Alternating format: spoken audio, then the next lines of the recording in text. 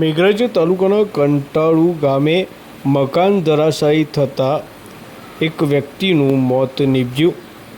તારીખ 27 જૂન બપોરે 12 થી 3ના અરસામાં મેઘરજ તાલુકાના કંટાળુ ગામે વરસાદમાં જર્જરિત થયેલું એક મકાન ધરાશાયી થતાં એક વ્યક્તિનું મોત નીપજ્યું છે।